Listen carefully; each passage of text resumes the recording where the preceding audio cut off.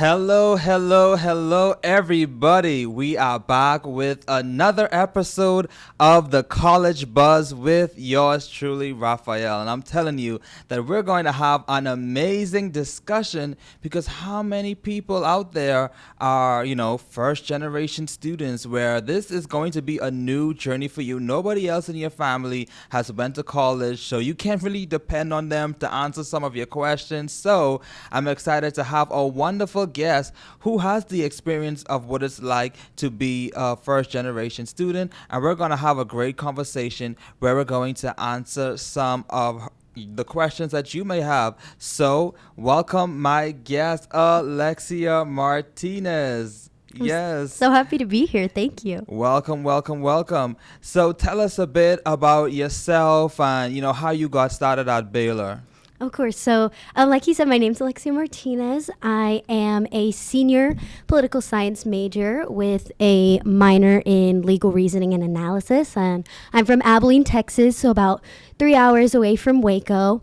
The oldest of four, so definitely it's first generation, but also the oldest. So that definitely comes with a lot of responsibility, but also a lot of expectations as well from family and from friends and honestly from myself. And biggest thing getting started at Baylor, it was always my dream school. It was always around. My really close friend growing up had parents that went to Baylor. So we would always come for soccer camps and during the summers. And so that was really fun for me. But when it became a reality, I wasn't sure if I was going to take that opportunity and run with it. But I will say that coming to Baylor was the best decision that I ever made. Getting different opportunities opening up and the connections. It's unlike any other school. Right. Awesome. Awesome. Awesome. What a wonderful story. So I know that you talked a little bit about, going to the soccer games and what's not. But what really inspired you to pursue higher education, with not having that representation or that example from, family members? So what sparked that interest? Okay, definitely. I feel like the biggest thing is just my love for school from the beginning. So I started off going to school when I was about 2 or 3 years old, did a private school. So early pre-K kindergarten. And, I found a love just for learning, reading. I was always super inquisitive. And so once it came time to decide if I wanted to pursue college, it was always something that my parents pushed for me, they were my biggest advocates and my biggest mentors, even if this wasn't the track that they had necessarily gone down. So they had always advocated, go for higher education, those opportunities are going to open themselves up. And, this is something that you want to pursue. You have the opportunity to show other people who come from your background that they can also do that they have the opportunity to do that. You don't have a limit. And so coming to Baylor, was something that could help me explore my academia. It was something that could help me explore my faith and also grow in my social relationships. And I think those were 3 of the biggest aspects that really made me decide Baylor. Awesome, awesome, awesome. Now, I can imagine navigating the application process, which can be a challenging. You see all of these lists of requirements and all of these different things that you must have and, just all of that good stuff. What was that experience like for you? And were there any resources? Were there any mentors that helped you along the way in fulfilling that process? Absolutely. So I will say looking back at my undergraduate college process, it was definitely a long process. Maybe not a little bit of what I was expecting. It was really demanding, going through. You have the ups and you have the downs. So that's the biggest part. For me, I was an athlete in high school. So a lot of my time I had dedicated towards hoping that I would get recruited for a soccer team. So that was a big thing, that I was pushing myself towards. And I think I was creating this boundary for myself and saying this is what I have to do because I know that I can get scholarshiped that way. And, I wasn't allowing myself to have any other options, different decisions were rolling in and I hadn't really given myself the option to explore, hey, you can just do academia and you can get scholarships for that. So biggest resources that I used, probably through my school and my community. So my high school counselor did numbers for me, helping to Nice. connect me to various different grants, scholarships, fellowships, and internships. Right. I definitely say it takes a lot of initiative to go through and to seek out those opportunities so that Right. you can make college accessible for you, especially at a college at Baylor where the tuition's a little bit higher. Right. So definitely looking for those opportunities was huge for me. And then also just leaning on my family as well to be those people that are going to sit and are going to be with me through the revisions and the editings of my personal statements, Yes. of my college essays. Right. That was a big thing. The process for writing too was probably one of the biggest things I wasn't ready Right, for. right, I needed right. to learn how to write accurately. I needed to learn how to write to where I got to the point, something I'm going to tell you what I'm going to do at your school and why I'm going to be an asset. Right. So that was definitely something that if I could have prepared a little bit more for the process, I would have taught myself, maybe taken a few extra writing classes Right. in high school, or even like connected with an English teacher, like Right. making those deep connections too, like for rec letters. Right. So that's also another obstacle is finding the amount of rec letters that you need for every school. So Right. building the deep connections from the second that you get into high school is going to be crucial. Right. That's so important. That's so good. How you talked about, like the application process doesn't just happen when you decide that you want to go to college. You true. should be preparing from freshman year of high school to Yes. know the requirements, to know how can you build yourself to be able to answer the questions that the personal statement may have, to make sure that you are fulfilling the requirements that they ask for. So that's definitely good. So of course there are obstacles and there are challenges. So what were some of the obstacles that you faced even before coming to Baylor? I know that you talked about expectations and being the oldest, and so dig a little deeper in that for our audience. Yeah, of course. So one of the biggest things that I feel like I even still struggle with a little bit today going into college, before applying to undergrad here at Baylor, there was a big sense of imposter syndrome. Right. So that's basically just when I don't really feel like I belong here, or maybe I feel like I want to take my family along with me for this amazing ride that I'm going Right. on. And there are certain times where I can, but through Right. all of it, I can't. This is a unique journey that I get to Yes. embark on. And so that was really big of just shifting my mindset to tell myself that I'm capable, to tell myself that I can do this kind of work. And that Yes. takes time. Right. That's a big thing that even today, going through and being able to be at an establishment, a prestigious university like this, Right. is telling yourself that you can and that you're capable of that. My faith was also a really big part of navigating that for me, of saying Right. where my identity is found and rooted in Christ. And so Yes. when I have that kind of stability, I'm going to be able to work through that in that way. Another big thing is having outlets, having something Yes. that you're going to be able to relieve that stress, because it's a stressful process. You're putting a Right. lot on yourself. The Yes. colleges are expecting a lot of you. And, sometimes you're getting acceptances, sometimes you're getting rejections, waitlist Right. deferrals. I mean, there's a lot of things that come along with it, and a lot of it out of our control. Right. So finding your outlet, whether that's spending time with your friends, whether that's playing a musical instrument, whether that's your faith, having something that you can have as an outlet is definitely something crucial throughout the admissions process that I would recommend to anyone that's going through it.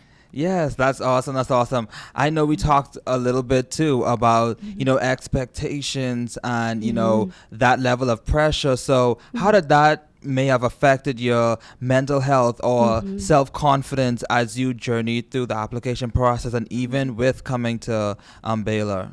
Definitely. Okay, so I have a little bit of a unique experience because I had started applying to college during COVID. So Right.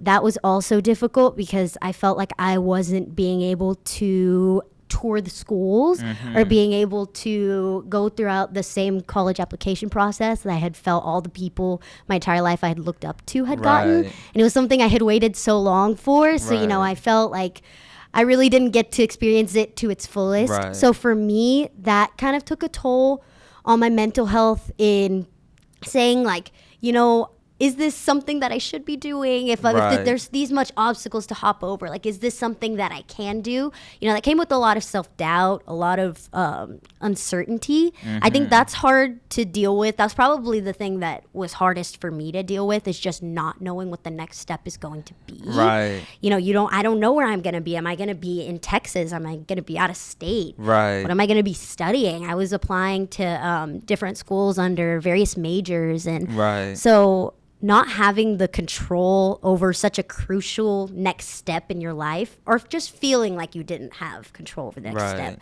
was very hard for me. And, you know, sometimes that resulted in just me being my biggest critic. And so I had to combat that with just a lot of self-reflection and just reassurance from family and friends, and at the end of the day, just reassuring myself that I could do it and that I was capable. And I think that really got me through at the end of the day. Yes, that's awesome. That's awesome. Now, of course, I know you touched on it a little bit at the beginning, that sense of belonging. And so how did that make you feel, you know, oh, I don't belong here, or is this for me? You know, I don't see anybody else in my family has gone through this. Can I actually finish what I've started? How do you navigate those feelings? Definitely. So that is definitely something like I said before, that I still deal with, because being at a campus like this, you know, I'm first generation Latino undergraduate. And so I think also too, when I'm going around and I'm not seeing as many people that look like me or from my same background that are achieving this level of college education, it can be discouraging, because I'm telling myself, like, well, I'm not seeing people like me doing this. You know, I was hoping to cling on to someone or a group of people. And so once I got to Baylor, I did find that group of people, and I found those role models. And one of the biggest ones was the First in Line community, and specifically Michelle Gonzalez. She is amazing. She is shout out. My leader, right? She's my leader for First in Line, and she has been such a constant for me throughout, from the second that I got to Baylor up until now, like just making sure that she's making herself a resource to me, and also being there when I just need someone to talk to, or if I need a college rec letter, I can email her and I know it's going to be in the next day.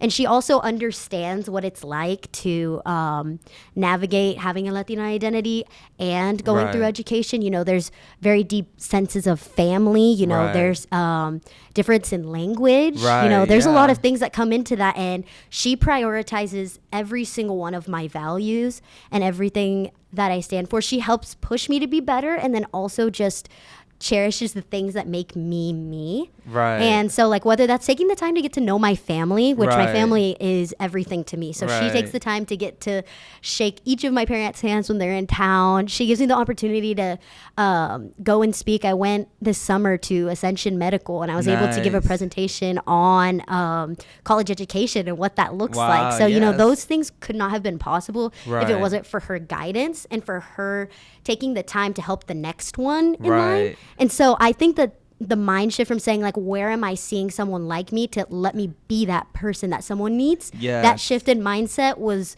what changed my college experience. Yes, that's definitely awesome and such an amazing experience. So you may be, you know, looking at a college or university. Check out to see what resources that they may have for those like you as a first generation student, so that you can get plugged in, so that you can, you know, lean on those resources, because they are definitely going to be helpful for you as you navigate your experience. So awesome. Can you elaborate too, you know, like with the coursework that you've been doing at Baylor, how has that been? What has that been like for you? Have you faced any challenges academically? How did you overcome failure? And just a little bit about that. Absolutely. So my academic journey at Baylor was just absolutely strengthened. The professors here, the courses here, they've just pushed me to be so much better. They've pushed me to think outside of the box as well. You know, had a very narrow mindset, but once I came to Baylor, it just like widened my mind to everything that was around me, things that I wasn't even realizing were happening. And so for me, academically, coming in my very first semester, I feel like it was definitely like, boom, it took me by surprise. Like I said, okay, this isn't this isn't high school, I'm actually Right. going to have to sit and I had to learn how to study. And it sounds bad, like, like, oh, you didn't study in high school, but actually sitting and studying materials for Right. finals, like retaining what you're learning, because you're going to have a cumulative exam or you're going to have homeworks and papers that are very in depth. So learning Right. how to do that was definitely a learning curve for me my first year. But once I started to get the hang a little bit more of what my professors were asking of me, utilizing office hours, utilizing making relationships with my professors and with my classmates, making study groups. Once I Right. started to like really be responsible for my education and taking that next step, that helped me a lot. And then halfway through my college journey, I decided to add on research as well, academic Nice. research. So I did that Yes. with the McNair Scholars Program at Baylor. Woo! Definitely check that out if you're Yes. coming into Baylor, any university. Definitely check to see Yes. if they have the McNair Scholars Program. Absolutely. They helped me to create an original research project where I was going and researching something I was passionate about with Nice. one of my mentors, Dr. Victor Hinojosa. So Woo! he's Shout awesome. out. Yes, we had a class together. Yes, we did. So that was definitely amazing to be able to take that on, but also it was a very big commitment. Right. Because, if I'm putting the university's name out there and I'm putting my own name, my mentor's name, it comes with the responsibility. And so learning how to accurately time manage what it's going to look like to balance research and school is huge. So if that's setting aside a day where I say, okay, I'm working Monday through Friday, but I'm intentionally taking off Saturday so that I can breathe Right. and that I can recoup and make sure that I'm okay is the Right. biggest thing. I had to learn how to do that because at first I was burning myself out too quickly. I was Right. just putting everything into every single day. So now that I've learned what it looks like to balance, Yes. my academics look better, my research looks better, and like Awesome. me as a person, like mentally, physically, emotionally, Right. spiritually, I feel better. That's And so that's awesome. something that every college student should do for sure. Yes, absolutely. Now, how did you handle the bad grades? Being a first generation student, Yeah. you may have not done the best on a test, on an assignment, and you're like, oh my goodness, is this the end? What are my parents going to think? So how did you deal with that? Definitely. So, I mean, that comes with the territory. When you're navigating something for the first time, you're bound to have some failure. And for me at first, I was like, oh no, if I'm like do bad on one assignment, then it's all over. And that's not necessarily the case. Right. Sometimes there are going to be things that you learn and you need to fail in order to learn how to do them correctly. So for me, the biggest thing I would tell myself is that a singular grade is not the end of the world. Your professors are there to help you. Yes. The resources that you have on your college campus are meant to help you, and you can't let that get into your head. It's just a single obstacle in a long Right. road that you have of Yes. college education. And I so love just that. saying, like I'm not going to place my worth in a grade. Yes. And I think that your parents are already so proud of you for Right. being here that they're like, it's one thing. You're going to get over it. You're going to Yes. bounce back. You have more assignments. You have more exams that you can do well on. I mean, there was my first semester. I had started out as a psychology major. I was wanting to do law, and I thought learning more about the human mind would do that. Not to say that I don't. It just wasn't necessarily my forte. Right. So I switched to political science, and afterwards I was noticing that my grades were better. I was Right. happier where I was at. So also don't be afraid if you want to switch a major, Yes. you want to add a minor, you want to try things out. Now's the time to do it. Yes. It's college. You have time to explore. You're not tied down to any one thing. Right. That's so good. That's so Mm-hmm. good. So to the college, the first generation student who was looking through applications, who doesn't feel that this is for them, who's wrestling with a lot of self-doubt, they're just really discouraged. What advice would you give them? Oh, absolutely. I will tell you, going throughout, I've just like starting to wrap up my graduate school application process. So I feel like this is fresh on the yes. mind, remembering how I felt when I was an undergrad and up to now. There are going to be setbacks and there Right. are going to be triumphs, and they're both just as important in Yes, your journey. that's I would good. say to tell whoever is applying out there that you are going to end up where you are meant to be. Yes. You know, we sometimes have dreams and we have ambitions that are bigger than the sky because we want to create these new opportunities for our families, Right, for our yes. siblings. You know, we want to make our family proud, all the sacrifices that they've given for us to be here. At the end of the day, they are your biggest supporters. Right. You know, your family's your biggest supporters. The people on your campus are your biggest supporters. You know, when you get accepted into a college, like, know that it's because they saw something special in you, that That's you are right. capable of being there, that Exactly. you are capable of academic excellence at whatever school you get into. Right. And, you know, there can be a lot of talk about like, oh, this school is better, this school is better. It's a degree. Regardless of Right. where you get it from, you're getting a college education. You're Yes. joining the top percent Yes. of people that are educated. So you just Exactly. take that and realize how much of a privilege it is to be able to be college educated and to get the chance to take these classes and learn from people that have come before you, that Right. have gone through what you're hoping to go through. Be a Right. sponge and really learn throughout this process. Like, even if there are setbacks, like, they are going to make you stronger. Yes. There's not one singular thing that you're going to do that's going to be not worth it. You Right. know, even if you go through and you're like, oh, I submitted an entire application, didn't get the decision I wanted back. You learned how to write stronger. Yes. You learned how to make connections with people I for love that. recommendation. You know, you put yourself out there. Yes. And that's the biggest thing. You know, you at the end of the day, you're going to throw out 100. You're going to get at least one yes. Yes. So just wait for it and it'll come in its timing. Yes, and I love that because I always tell people every no is one step closer to that yes. So you keep Absolutely. on doing, you keep on learning. And I like how you said it too. There are still lessons in failure. You know, you may not have gotten the decision that you wanted, but like you said, you learn how to write better. You practice how to write that personal statement. You foster those connections, reaching out on how to ask people for a recommendation, you know, telling them, you know, what do you need in that recommendation, and really learning the different skills that will overall make us better people. That is so awesome. So looking back now on little Lexi, you know, Yes. what is one thing that you would tell your younger self, like a piece of advice, or you know, you may be happy, you know, about yourself and want to congratulate yourself. So what's that one thing that you would say to your younger self? I definitely say don't stop.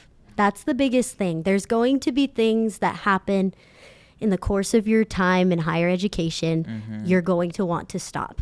The people that are successful are the people that keep going. Yes, Sometimes that's it's going to good. be really difficult. And I Yes. mean, I wish I could go back, tell myself, like, you are going to be where you're meant to be. Yes. You know, the Lord is going to place you in a spot where you're going to flourish and where you're going to thrive. You know, Right. take that chance, step out of your comfort zone and do that club, or go and hang Right. out with that group of people, or go on that trip, send that application. For me, all of my biggest college moments were when I took the risk. Right. You know, I took the risk of putting myself out there, of interviewing, of going and making friends with people, of saying hello, of putting myself in a new spot. That's where I made those friends, where I had those opportunities open up, where I made those deeper connections.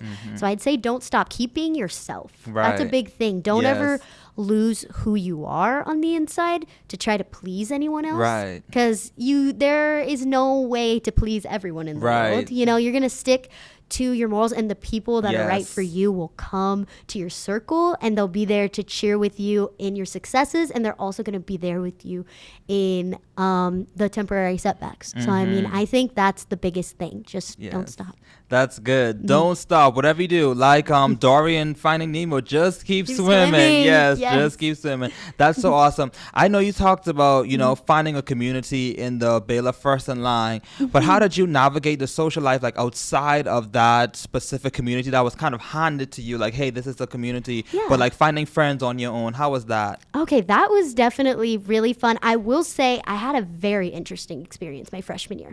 So, I lived in a Spring Hill Suites. So I Right. lived in a hotel Baylor had ran out of Oh, undergraduate I think I've heard about housing. that. Yeah, so I always tell myself, I'm like, I'm going to tell my kids I had a little sweet life on deck moment where Right, I got to live in the hotel. So that was definitely difficult because I felt outside of the Baylor bubble. So I felt like there was an additional like roadblock into Right, how am I barrier, going to yeah. make those deep connections with people.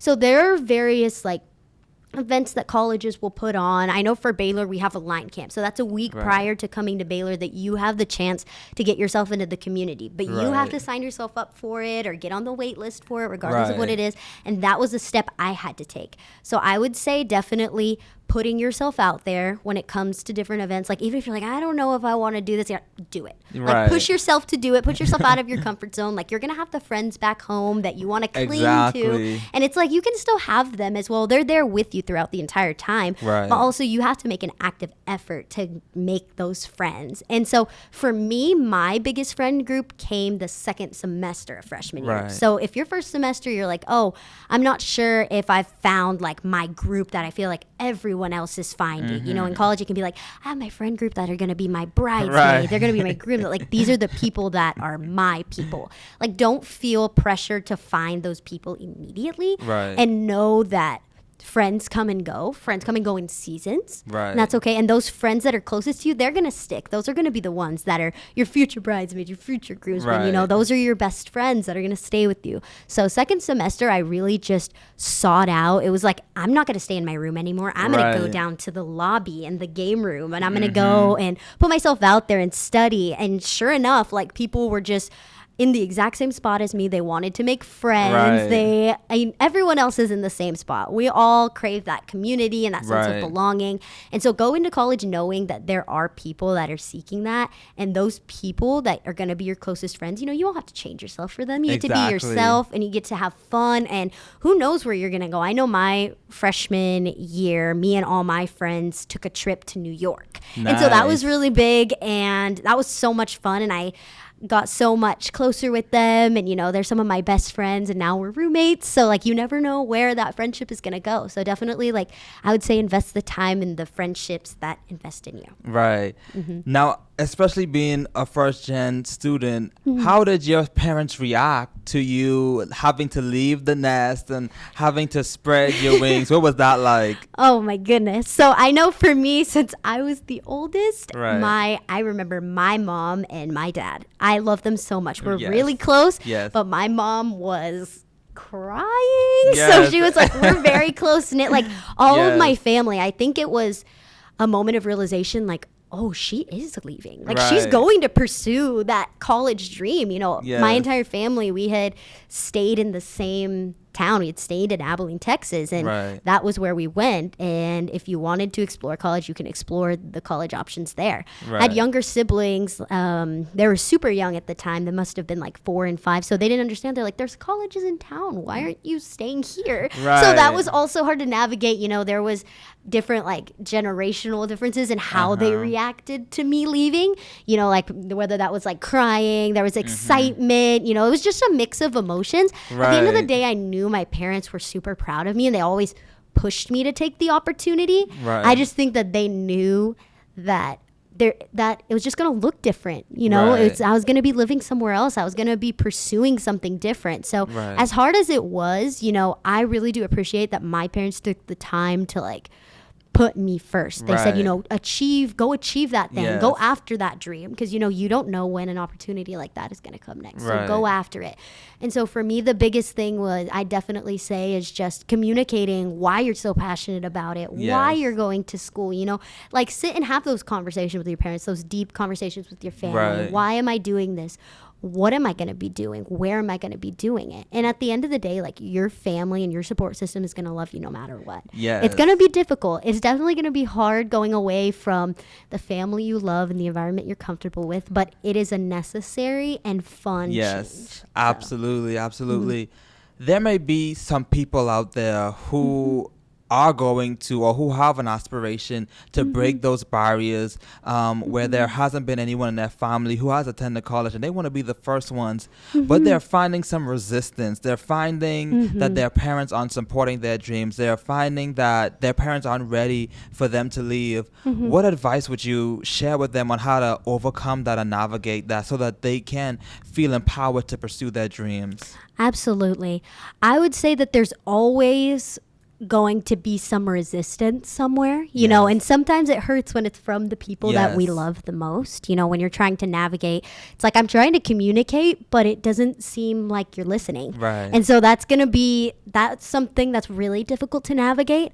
I would say that this is when your mental health and how you are on the inside and your faith and those things are really going to drive you. Right. You know, you're going to have that confidence and that faith in yourself. Right. You know, and there may be a friend group or there may be like some family members that maybe aren't parents, because I know sometimes you can have resistance from your parents, but then you're talking to like a grandma, a grandpa, an uncle, a cousin.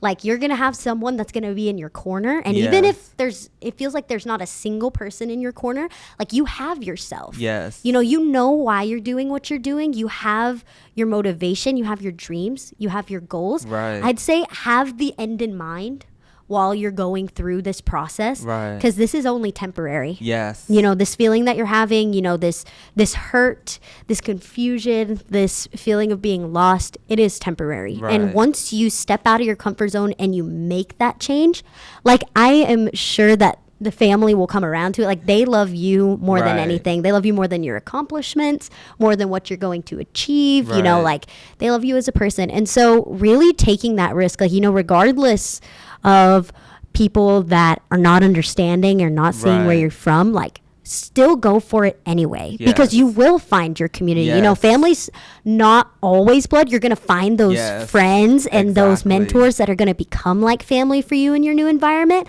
Because I know for me, I did have family members that were supportive, but I felt a sense of loss when I came to Baylor because I didn't have that family that I always had right in my corner. You know, they were hours away. You will find those people. And so go after it. Yes, definitely. And, you know, it may be bumpy on the road. You may have to, you know, apply with only $2 in your bank account. You may have to arrive on campus with only, you know, $5 to your name. But eventually it gets better. And like she said, that you're going to eventually find that support system. You're going to find that person who, you know, will be on your path, who will believe you and who will believe in you and who will push you towards that dream of yours. And you're definitely going to walk that stage and fulfill all the goals that you have for your life. Awesome. So what's next for Lexi? I know that there's just about almost a little bit over a month till graduation. So what's next for you?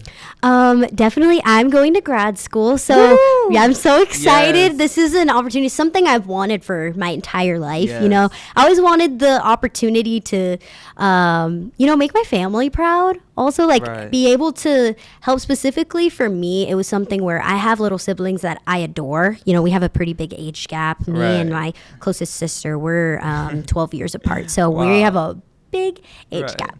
But for me and my family, I wanted to make it to where my siblings are the next generation of academics. They're the next generation of dreamers. You know, I want them to know by looking at their older sister that they have the chance to do whatever they set their mind to. You know, that might not be academics. That might be something else that they want to do. But knowing that with hard work, with determination, regardless of where you come from, that you can make that happen, that is something that can happen. So for me, that's really big. Right now, I'm making my decisions between pursuing a PhD or a master's in political science. So really excited to see where that leads and where I'm going to be able to have the chance to learn from people and just grow as a person. I'm really excited to see how that works out and just really thankful for the whole process, you know, the ups, the downs, and everyone that's been here along the way, friends like you, you know, that are there to push me to be better.